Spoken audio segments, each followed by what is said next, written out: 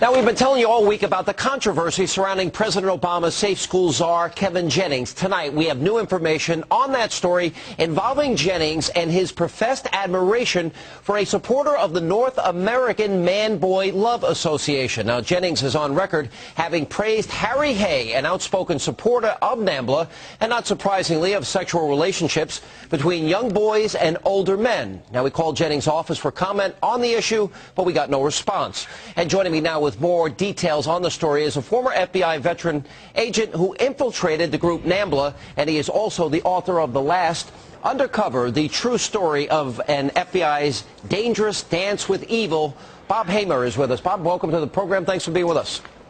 Thanks, Sean, for having me. I appreciate it. All right. Now, you actually joined the group Nambla, what, in 2001? Just so people have an idea, before we get to the political controversy, tell us about you infiltrating this group. Actually, the infiltration was fairly easy. They had a website. I paid $35. I joined the group. They sent me a letter praising me for my courageous step in joining the organization. I began to get emails from them. I was subscribed to their magazine. They started to send me their magazine, but they wouldn't allow me to attend any of their secret underground meetings until I'd been a member for 3 years and had been sponsored by another active duty member. All right. What is Nambla's real agenda? They say publicly that it is to get rid of age consent laws, but it's deeper than that. What did you discover in your years having infiltrated them? Oh, yeah. They're hiding behind the First Amendment. Ostensibly, they claim that they are designed to abolish age of consent laws. I was in the organization for 3 years. I had attended 2 of their national conferences. I spoke with many of their members. I corresponded with about 175 of their members. At no time during my 3-year infiltration was there ever any discussion about modifying age of consent laws, abolishing age of consent laws. Every conversation that I had was about where to go to have sex with little boys, how they could attract little boys, how they could groom little boys. That was their agenda. All right, you actually sat through a discussion at one of these seminars that you went to where they talked about, it's almost unimaginable, about sex with an 18-month-old child. Is that correct? Yeah, that's correct. At one of the conferences that I attended, there was a discussion about that it was actually okay, proper, there was nothing wrong with having oral sex on an 18-month-old boy. The rationale being that little boys, you know, play with themselves, they enjoy touching themselves. All right. So the men were actually bringing pleasure to the little boys by committing oral sex. This is really sick and really twisted. Now, this brings us to the issue of this guy. Who is Harry Hay and his involvement, the guy that Jennings has praised? Who is he? Harry Hay is a longtime radical. He is sort of a Nambla icon. If Nambla had a Hall of Fame, he would be in it. In fact, in their 2002, when Harry Hay died, he was on the cover of their magazine, the Nambla Bulletin. Harry Hay spoke at Nambla conferences. He marched with them when they had when they were more public with their participating in parades and all of that. All right, but yeah, Harry Hay. All right, what do you make then of our Safe Schools Czar saying about Harry Hay, you know, and this is him, you know, he was one of the people that always inspired me. What are we to conclude?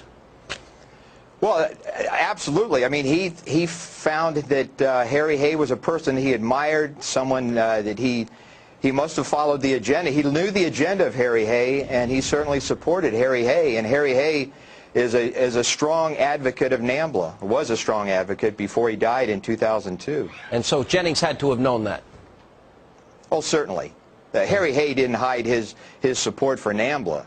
Okay. Bob, thank you for being with us. I understand you also took down 8 of these guys and got them off the street. Thank you for being with us. Appreciate it. And now, you know, Kevin Jennings' actions and associations have led some conservatives, by the way, including me. We're calling for Kevin Jennings' resignation. The question is, will it happen? And joining me now to discuss this is Iowa Congressman Steve King. He also is asking the president to get rid of Kevin Jennings.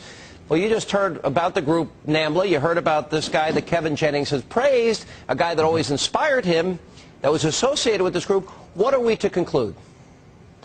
Well, I think we can conclude that President Obama's agenda and his associates and their fellow travelers have been appointed to influential positions in the United States government. But this is a breathtaking reveal that you've done here, Sean, to think that, I mean, I've said before that I think Kevin Jennings has got to be the poster boy for Nambla, but to understand that he has also endorsed Harry Hay and at least referenced his association with him, that tells you that at least they support him and his lifetime agenda. As now he's supposed to be the Safe Schools and Drug-Free Schools Czar. And to think that his lifetime work has been about the promotion of homosexuality within our schools, and a lot of it within our elementary schools, and to think of this association, I can't imagine how the president can do anything if he cares about the values of America except simply fire him rather than wait for him to resign. What do you make of him writing a foreword for a book, the queering of elementary education? And the other question is, did the White House not vet this guy again? Or do they just, or are these values acceptable? What are we to conclude? Well, the foreword of the book of Queering of Elementary Education tells you a lot about the career of Kevin Jennings.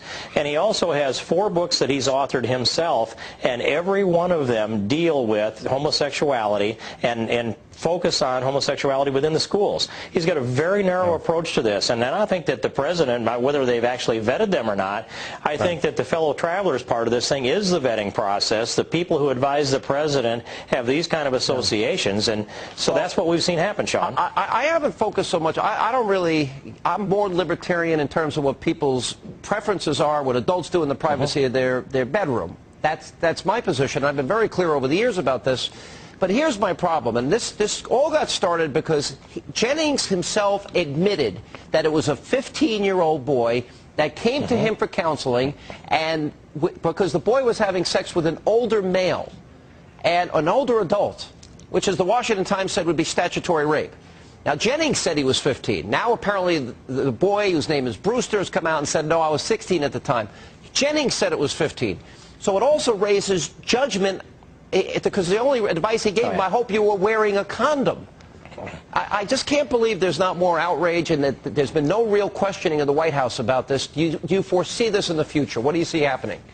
I think that if the American people rise up, they can demand that the president remove Kevin Jennings. And it doesn't matter whether Brewster was 16 or 15. Yeah. Kevin Jennings has said he believed he was 15. That makes him a mandatory reporter, and by law in Massachusetts, he was required to report the incident of sexual abuse of a child by an adult that was probably a decade or more older who had picked him up in the restroom of a bus stop.